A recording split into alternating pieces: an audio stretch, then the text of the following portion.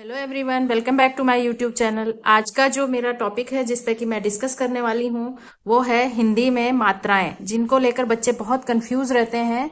Senior KG first class जो beginner होते हैं, जो कि शुरू शुरू में मात्राएं सीखना स्टार्ट करते हैं, उनको बहुत प्रॉब्लम होती है। उस पर हम बात करेंगे डिटेल में। अगर आप मेरे चैनल पे फर्स्ट टाइम विजिट कर रहे हैं तो प्लीज मेरे चैनल को सब्सक्राइब कीजिए। अगर आप मेरे वीडियो को देखते हैं और आपको इन्फॉर्मेटिव लगता है तो प्लीज उसको लाइक कीजिए, शेयर कीजिए और कमेंट करना मत। तो अब आते हैं अपने इस टॉपिक पे जिसको हम डिस्कस करेंगे डिटेल में।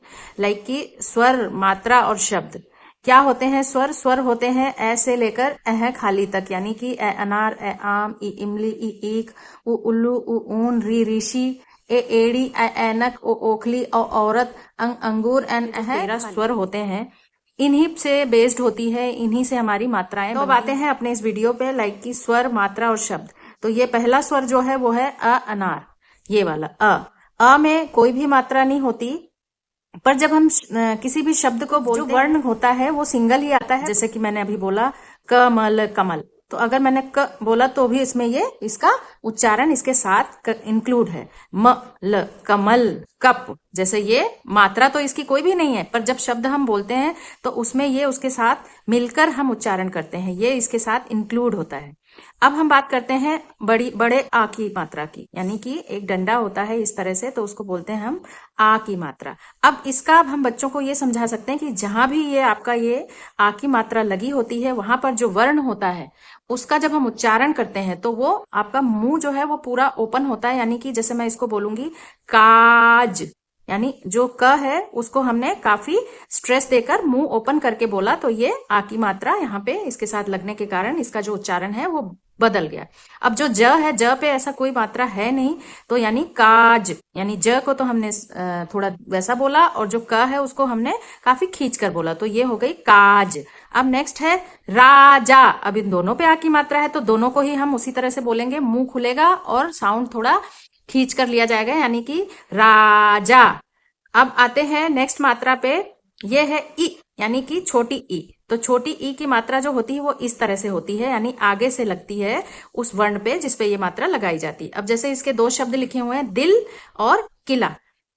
अब यहाँ पे जब हम बोलते हैं तो दिल, यानी कि बहुत छोटा साउंड होता है ई, ऐसा। और किला, किला, यानी कि दिल और किला। अब अगर हम बात करते हैं बड़ी ई की मात्रा की, यानी कि ये वाली मात्रा, तो ये पीछे से इस तरह से लगती है, यानी कि जो लेटर होता है, जो वर्ण होता है, उसके पीछे से ये मात्रा लगाई जाती है और इसको बोलते हैं बड़ी ई की मात्रा। अब जैसे कि मैंने यहाँ पे लिखा लीला। अब जैसे यहाँ पे जब छोटी की मात्रा बोले थे तो हम बहुत छोटा साउंड आया था, यानी दिल दी।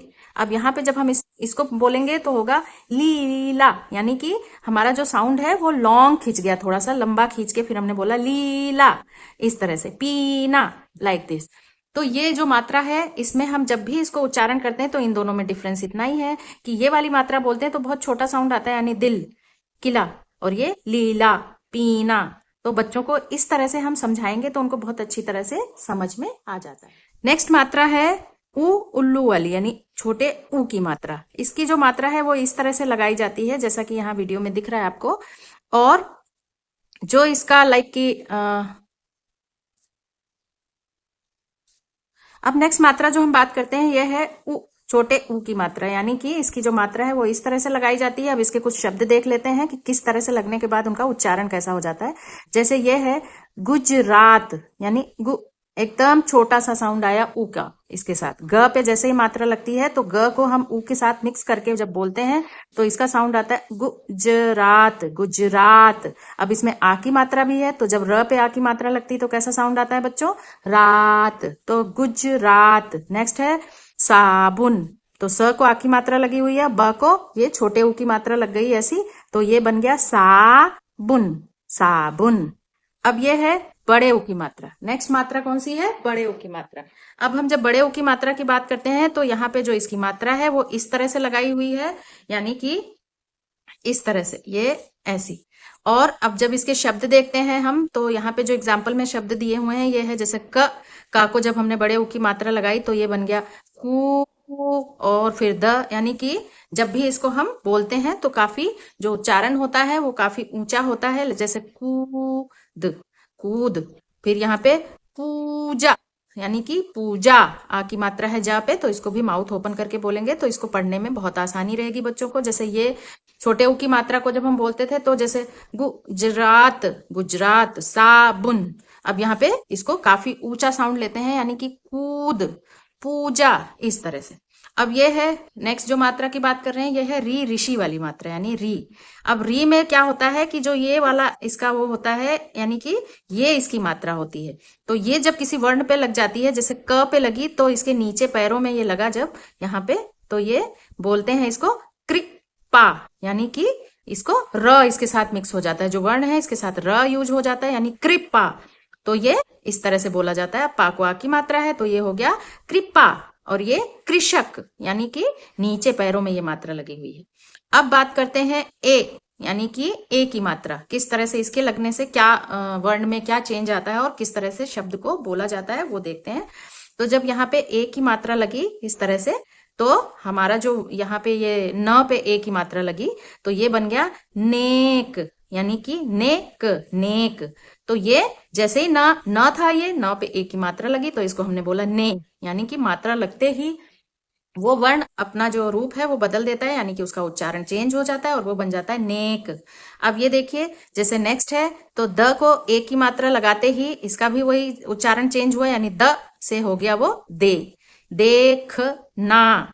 अब ना को आ की मात्रा लगी हुई है तो हम इसको कैसे बोलेंगे, देखना।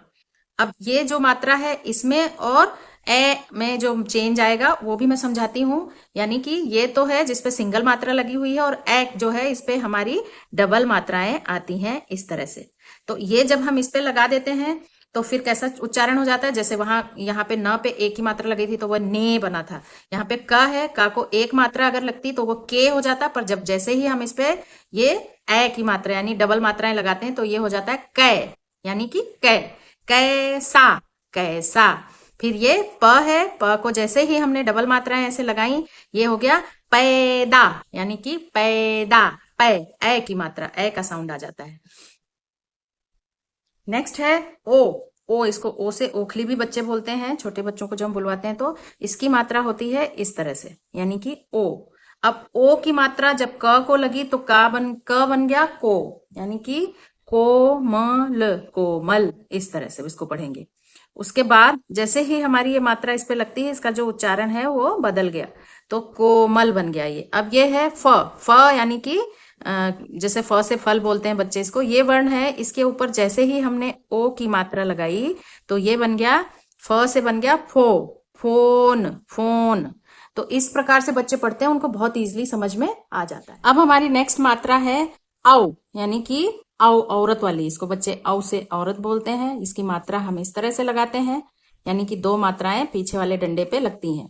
अब जब इसका हम शब्द यानी कि बनाने की कोशिश करते हैं वर्ण के साथ, जब इसका यूज होता है, क को जब औ की मात्रा लग जाती है तो ये बन जाता है कौ, कौ, यानी कि औ, औ की मात्रा हो गई है। तो कौन, यानी कि जैसे ही इस पे ये दो मात्राएं लगी तो ये बन गया कौन।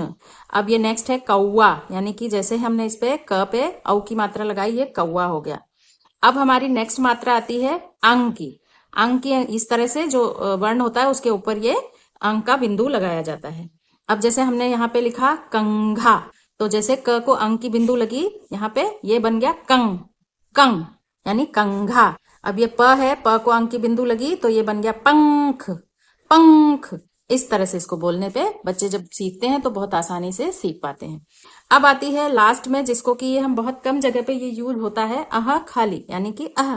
ये दो तरह के दो बिंदु होते हैं, ये जो वर्ण होता है उसके पीछे लगाया जाता है। जैसे ये अ पे लगा हुआ है अह, इसको क्या बोलेंगे, अह। अब मैंने दो शब्द इसके लिए हैं, ये मोस्टली किसमें यूज होता है, संस्कृत में, या इस तरह के जो संस्कृत से रिलेटेड वर्ड होते हैं उनमें यूज किया जाता है। जैसे अ और त, अत लिखा हुआ है, जैसे ही ये दो बिंदु पीछे लगाए तो इसको क्या बोलेंगे, अतः, अतः। अब ये प है, प को छोटे ऊ की मात्रा लगी हुई है, और जैसे इसको न पे हमने दो बिंदु लगाए यानी कि ये वाले, तो ये बन गया पुनः, पुनः। बहुत सारे शब्द हैं ऐसे, जैसे पुनः है, स्वतः है, इस प्रकार के बहुत सारे शब्द हैं जो कि मोस्टली तो संस्कृत में यूज किए जाते हैं, पर हम हिंदी में भी इनका प्रयोग करते हैं। तो आशा करती हूँ कि ये वीडियो आपको पूरा अच्छा लगा होगा। Thank you for watching my full video. Thank you very much. Please give me support.